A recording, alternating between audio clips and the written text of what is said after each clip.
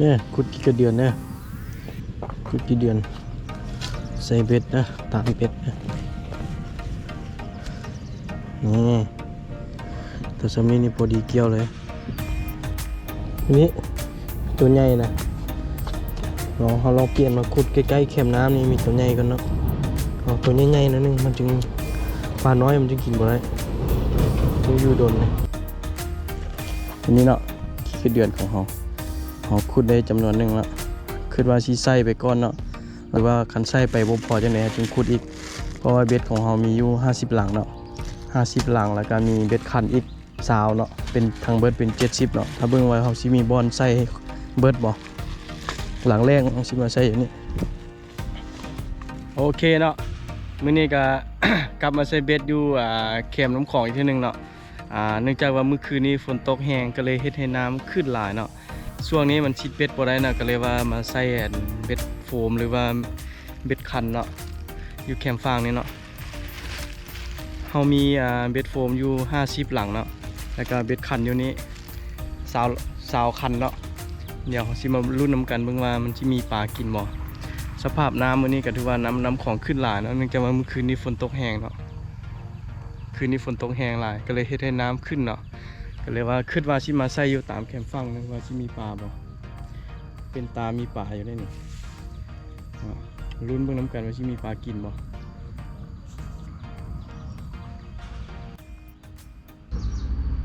เอาเกี่ยวเหยื่อเนาะแบบนี้เนาะสิโคตรสิเกี่ยวสิคันขี้กระเดือนมันตัวน้อยเขาก็ใส่2ตัวเด้อคืออันนี้นี่สิใส่ตื้มอีกตัวนึงเพราะว่าช่วงนี้คือว่าหาตัวใหญ่บ่มีเนาะมีแต่ตัวน้อยก็ฉะนั้นเขาใส่เป็น2ตัวให้มันรู้สึกว่ามันหลายๆรสปลามันจึงกินบ่ระแวงเนาะก็คันมีปลาน้อยหลายมันก็จึงนานร้อนเนาะ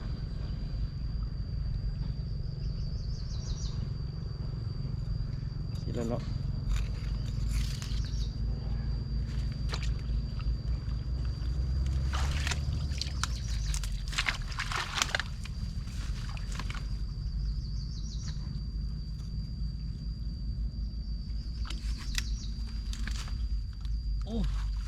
ลึกแล้ว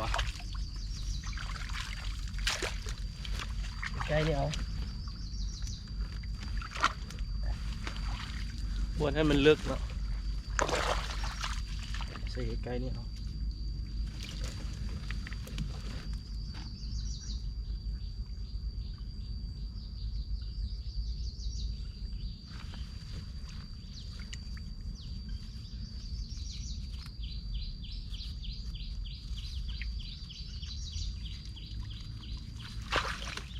โอเคหลังแรกเขากับผ่านไปแล้วเนาะเดี๋ยวไปใส่น้ำใส่ยูทึกเนาะหลังที่3เขาชิลงทีนี้เนาะอย่างเบิ้งที่เกี่ยวเหยื่อเนาะหัวมันอยู่พี่เขาชิบเกี่ยวหัวมันเพราะว่าคันเกี่ยวหัวนะไปทึกตามันเกิดชิตายเนาะเนี่ยกี่กระเดือนชิตายเนาะจะเกี่ยวอยู่ห่างนี่มาเนาะเกี่ยวห่างขึ้นมาชี้เนี่ยแล้วเหยื่อมันชิบตายเพราะว่าหัวมันยังเฮ็ดเวียกใช่เนาะมันชีเอิ้นป่าแล้วก็มันชีนานตายเนาะ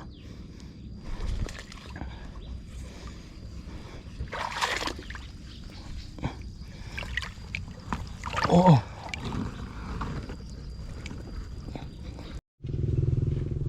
เมื่อกี้เขามาขุดเหยื่อเขาได้เหยื่อนี่มาอีกแล้วนะได้2ตัวใหญ่ๆเนาะเดี๋ยวเขาสิลองตามมึงเลยเขาสิมีปลากินบ่เห็นเขาเจ้าตามอยู่ YouTube นะปรากฏมักกันนะเนาะเดี๋ยวสิลองตามเบ็ดเนาะสิย้อนไว้นี่มีปลากิน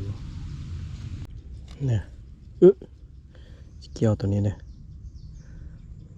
เกี่ยวตัวใหญ่ๆนี่มึงเนาะมันมีเขี้ยวกันเนี่ยเนาะเฮ้ยเสียวเว้ยปอมึงมากัดเบ็ด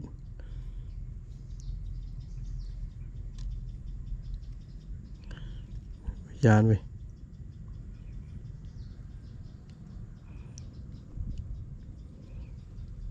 เอาประมาณนี้ก็ได้ สิลองย้อนอย่างนี้นะสิมีปลากินบ่สิได้พ่นอยู่บ่นี่คันนี้เด้อสิเฮ็ดสัญลักษณ์ไว้เอาสิเฮ็ดสัญลักษณ์ไว้เด้อหักไม้ไว้นี่เดี๋ยวเรามาเบิ่งกันว่าปลานี่เหยื่อนี่ปลาสิกินบ่ที่สองเขาสิลงอยู่นี่เกี่ยวเหยื่อแบบเดียวกับเมื่อกี้นี่เลยเสี่ยวสองคันนี้ลงติดกันเลยเนาะมันจึงหูเนาะ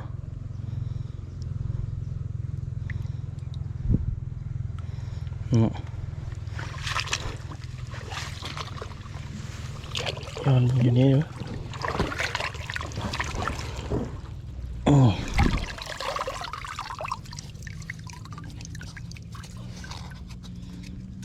ดูมีปลากินอันนี้ก็เฮ็ดสัญลักษณ์คือกันเนาะขั้นต่อมาเนาะที่เกี่ยวเป็นขี้กระเดือนเนาะขี้กระเดือนแต่ตัวอ่อนใหญ่นี่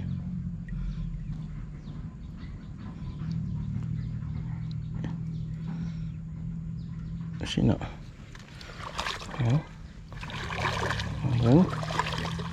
แบบใดปลาสิมาก่อน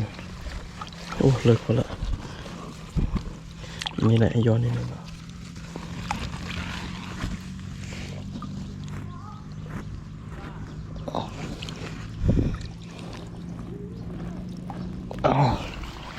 โยนลงไปก็มาฮอดคันสุดท้ายเนาะคันสุดท้ายคันที่50เดี๋ยวเขาสิลงอยู่นี่นะหลังจากนั้นเราสิกลับลงไปยามแต่ลุ่มลงมาเนาะแต่ลุ่มขึ้นมาถึงนี้เนาะเดี๋ยวท่านรู้น้ำกันว่าสิมีผลงานบ่คันสุดท้ายสิลงอยู่นี่เนาะโอเคเด้อเราใส่ครบ50หลังแล้วเด้อสิมายามมึงน้ำกันว่าสิมีปลากินบ่อันนี้หลังวีดเนาะ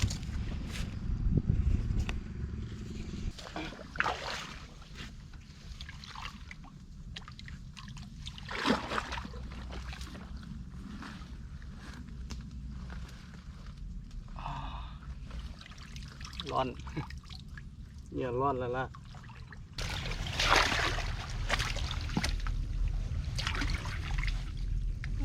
สายมันเข่งอยู่ดิสายเข่งอยู่รุ่นมีตัวโอ้มีตัวเนาะ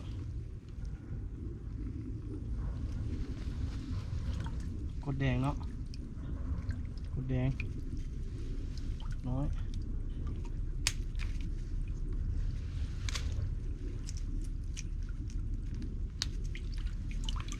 กดน้อยเด้อตัวทำอินเนาะตัวแรกแห้งมานะกดน้อยนะ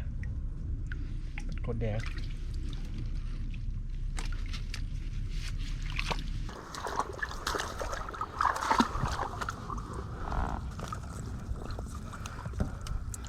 คันนี้ทรายเข่งเลยเนาะโอ้โหโอ้ดึงเข้าไปลึกแล้วใส่แล้วโอ้มีตัวอยู่ปรากฏคือว่าปรากฏนี่แหละกดแดงโอ้หลายสันเท่ากดแดงเนาะคืนกับตัวเมื่อกี้เลยกดแดงเนาะแต่ว่าตอนนี้จะเอาใหญ่นิดนึงใหญ่กันตัวเมื่อกี้น้อยนึงเนาะโอ้กัดเข้าไปเลิกแต่ว่า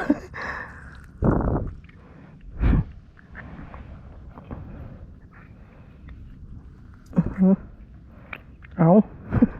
มันจิบตายบ่มีสองเนาะ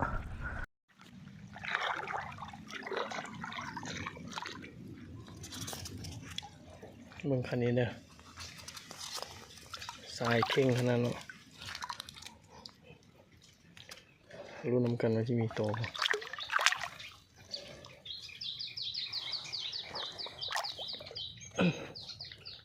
โอ้มันดึงมาแล้วอ่ะโอ้ มีเด้มีโตปลาลาดโอ้ย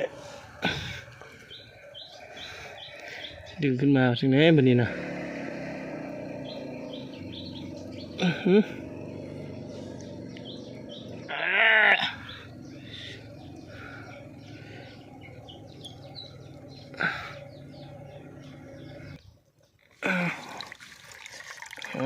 นั่นแล้วปลาลาดตายเลยเว้ยโอ้ตัวงามอยู่เลยปลาลาดตัวตายเลยเว้ยโอ้กินเข้าไปแบบเลิกๆเว้ยเบิดซิดเลยคันนี้นะแนวขึ้นไม่ได้แนวขึ้นแล้ว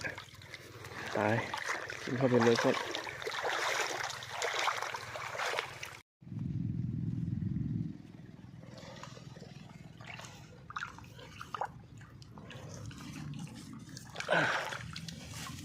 โอ้ใช่ละ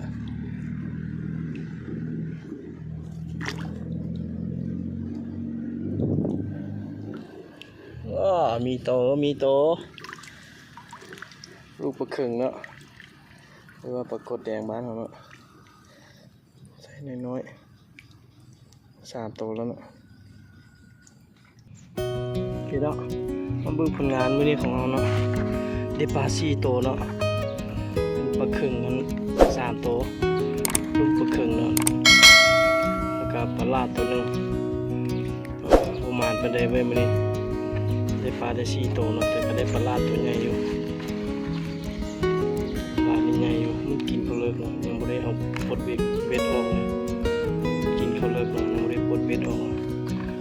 ปลาไปเลยเนาะโอเคสำหรับวันนี้ก็สิพอเท่านี้เนาะ